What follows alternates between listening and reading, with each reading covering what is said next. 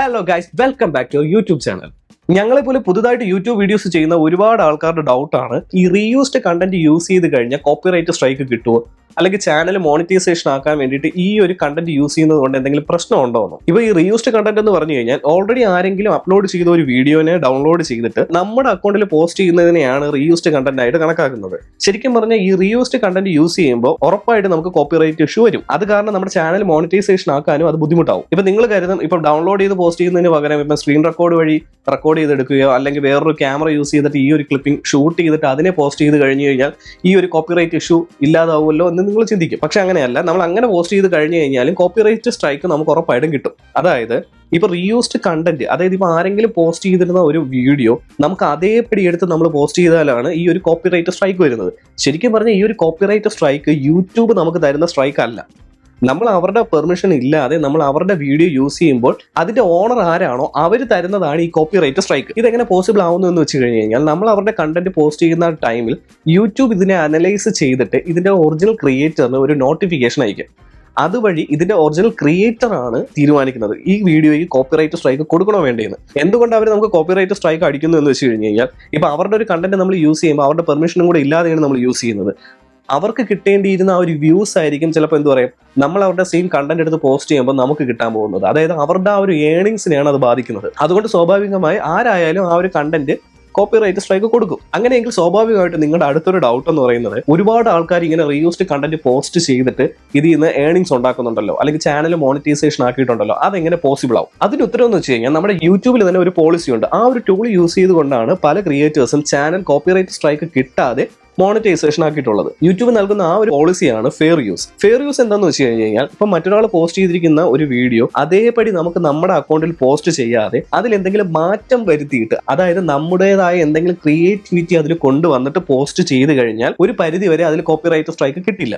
സിമ്പിളായിട്ട് പറഞ്ഞാൽ നിങ്ങൾക്ക് തന്നെ ശ്രദ്ധിച്ചാൽ മനസ്സിലാവുന്നതേ ഉള്ളൂ. പല ക്രിയേറ്റേഴ്സ് ഇതുപോലെ കിട്ടുന്ന വീഡിയോസ് അവരുടേതായ എന്തെങ്കിലും ക്രിയേറ്റിവിറ്റി, അതായത് ഇപ്പം ഒരു ട്രെൻഡിങ് ആയിട്ട് നിൽക്കുന്ന ഒരു വീഡിയോ എന്ന് വെച്ചോ, അതൊരു 5 മിനിറ്റ് ഉള്ള ഒരു വീഡിയോ ആണ്. ആ ഒരു 5 മിനിറ്റ് ഉള്ള വീഡിയോ അതേപടി എടുത്ത് പോസ്റ്റ് ചെയ്യുക. അതിപ്പോൾ ഒരു ട്രോൾ ചെയ്യുന്ന ഒരാളാണെങ്കിൽ പോലും അതിൽ കുറച്ച് ക്ലിപ്പിംഗ്സ് മാത്രം എടുത്തിട്ട് അവരുടേതായ ക്രിയേറ്റിവിറ്റി, അതായത് ആ ഒരു വീഡിയോനെ പറ്റി എന്തെങ്കിലും എക്സ്പ്ലെയിൻ ചെയ്യുന്ന രീതിയിലോ അല്ലെങ്കിൽ ട്രോൾ രൂപത്തിലോ അങ്ങനെ എന്തെങ്കിലും ഒറ്റ നോട്ടത്തിൽ കണ്ടു കഴിഞ്ഞാൽ ഒറിജിനൽ വീഡിയോയിൽ നിന്നും വ്യത്യസ്തമായിട്ട് അവരുടേതായ എന്തെങ്കിലും ഒരു ക്രിയേറ്റിവിറ്റി അതിലുണ്ടായിരിക്കും. അതായത് രണ്ട് വീഡിയോ നമ്മൾ കമ്പയർ ചെയ്യുമ്പോൾ രണ്ടാണ്. അപ്പൊ ഇത്തരം വീഡിയോസ് എല്ലാം ഈ റീയൂസ്ഡ് കാറ്റഗറിയിലല്ല പോകുന്നത്, മറിച്ച് യൂട്യൂബ് പോളിസി അനുസരിച്ച് ഇവയെല്ലാം ഫെയർ യൂസ് കാറ്റഗറിയിൽ പെടും.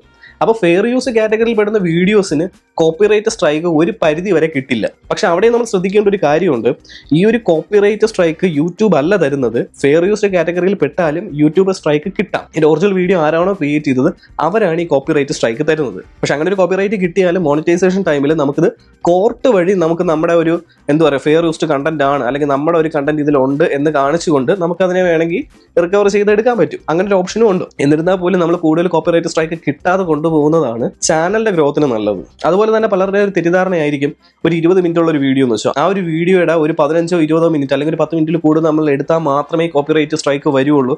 അതിൽ നിന്ന് ഒരു 5 സെക്കൻഡോ 10 സെക്കൻഡോ എടുത്ത കോപ്പിറൈറ്റ് സ്ട്രൈക്ക് വരില്ല എന്ന് നിങ്ങൾക്കൊരു തെറ്റിദ്ധാരണ ഉണ്ടാവും. അങ്ങനെയല്ല, ആ വീഡിയോയിൽ നമ്മൾ 1 സെക്കൻഡോ 2 സെക്കൻഡോ എടുത്താൽ പോലും ആ വീഡിയോയുടെ ഓണറിന് നമുക്ക് കോപ്പിറൈറ്റ് സ്ട്രൈക്ക് തരാം. ആരുടെയെങ്കിലുമൊക്കെ കണ്ടന്റ് നമ്മൾ യൂസ് ചെയ്ത് വീഡിയോസ് ചെയ്യുന്ന ടൈമിൽ അവർക്ക് കോപ്പിറൈറ്റ് സ്ട്രൈക്ക് തരാനുള്ള ആ ഒരു പവർ ഉണ്ട്. പക്ഷേ ഞാൻ പറഞ്ഞതുപോലെ ഈ ഒരു ഫെയർ യൂസ് കാറ്റഗറിയിൽ പെടുന്ന രീതിയിലാണ് നമ്മൾ വീഡിയോ ചെയ്യുന്നതെങ്കിൽ നമുക്ക് ഒരു പരിധിവരെ കോപ്പിറൈറ്റ് സ്ട്രൈക്ക് കിട്ടില്ല. അതുപോലെ തന്നെ ചിലരുടെ ഒരു തെറ്റിദ്ധാരണയായിരിക്കും, ഇപ്പം വേറൊരാളുടെ കണ്ടന്റ് നമ്മൾ യൂസ് ചെയ്താൽ പോലും അവരുടെ ആ ഒരു ക്രെഡിറ്റ് മെൻഷൻ ചെയ്തുകൊണ്ട് നമ്മുടെ ഡിസ്ക്രിപ്ഷനിൽ ആഡ് ചെയ്താൽ പോലും ആ ഒരു കോപ്പിറൈറ്റ് ഇഷ്യൂ ഉണ്ടാവില്ലല്ലോ എന്നുള്ളൊരു കാര്യം. പക്ഷെ അതും തെറ്റിദ്ധാരണ മാത്രമാണ്. കാരണം കോപ്പിറൈറ്റ് സ്ട്രൈക്ക് യൂട്യൂബ് അല്ല തരുന്നത്, ആ കണ്ടന്റിന്റെ ഓണറാണ്. അതിന്റെ ഓണർ കോപ്പിറൈറ്റ് സ്ട്രൈക്ക് തന്നു കഴിഞ്ഞാൽ നമുക്ക് ചാനലിനെ അത് എഫക്ട് ചെയ്യും. അത് കോപ്പിറൈറ്റ് ഇഷ്യൂ തന്നെയാണ്. അതുപോലെ തന്നെ വേറൊരു കാര്യം എന്ന് വെച്ച് കഴിഞ്ഞാൽ, ഇപ്പം സ്റ്റാർട്ടിംഗ് അല്ലേ, നമുക്ക് എന്തെങ്കിലും കുറച്ച് വീഡിയോസ് ഇട്ട് കുറച്ച് റീച്ച് ആക്കി എടുക്കുക, അതായത് ചാനലിൽ കുറച്ച് ഫോളോവേഴ്സ് വരട്ടെ, കുറച്ച് വാച്ച് ഓവറും വ്യൂസും എല്ലാം കൂടട്ടെ, അതിനുശേഷം നമുക്ക് ഈ കാര്യങ്ങളെല്ലാം പരിഹരിക്കാമെന്ന് പറഞ്ഞിട്ട് സ്റ്റാർട്ടിങ്ങിലെ ഇങ്ങനെ റീയൂസ്ഡ് കണ്ടന്റ് ചെയ്യുന്ന കുറച്ച് ആൾക്കാരുണ്ടാവും നമ്മുടെ ഇടയിൽ. പക്ഷെ അങ്ങനെ ചെയ്യുമ്പോൾ പ്രശ്നം എന്ന് വെച്ച് കഴിഞ്ഞാൽ കുറച്ച് നാൾ കഴിഞ്ഞ് നമ്മൾ കുറച്ച് നല്ല കണ്ടന്റ് വീഡിയോസ് ഇടുന്ന ടൈമിൽ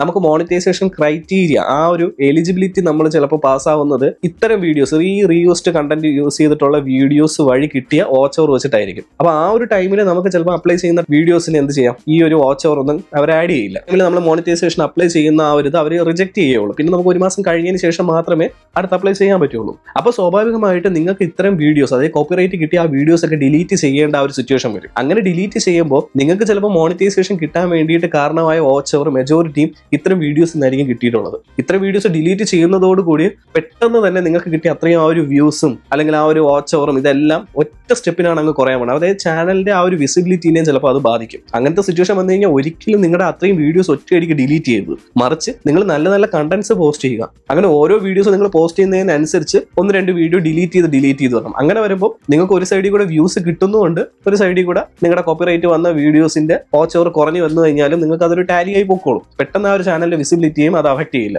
അപ്പൊ ഇത്രയൊക്കെയാണ് റീയൂസ്ഡ് കണ്ടന്റിനെ പറ്റിയിട്ട് മെയിൻ ആയിട്ട് പറയാനുള്ളത്. ഒന്നും കൂടെ ഞാൻ എടുത്തു പറയും, റീയൂസ്ഡ് കണ്ടന്റ് എന്ന് പറഞ്ഞു കഴിഞ്ഞാൽ യൂട്യൂബ് പോളിസിക്ക് എതിരായിട്ടുള്ള കാര്യമാണ്.